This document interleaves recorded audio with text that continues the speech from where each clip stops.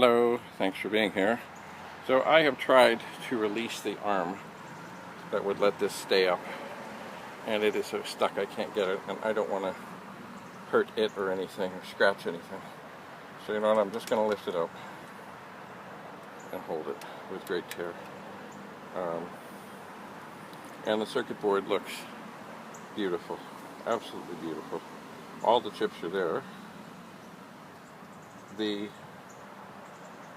cassette port and the user port and the IEEE port don't even look like anything's been plugged on into them ever, which I don't know if that's true or not, because certainly there was that one interface that came with it.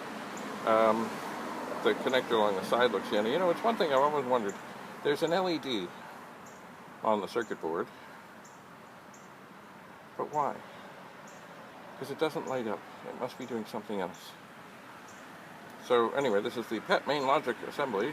320008 Commodore 1977.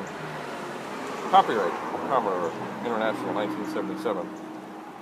That's what it is. And somebody has written 24621, which I'm sure is something to do with some quality control, something or other.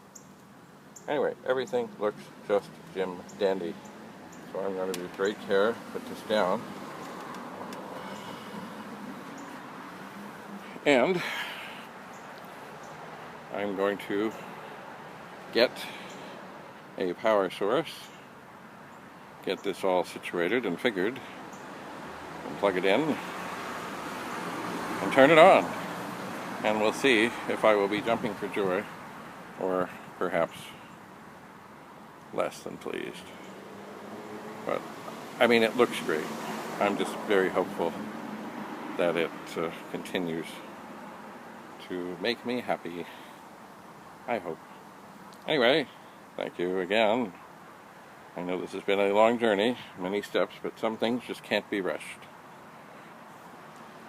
So, I promise, in the next video,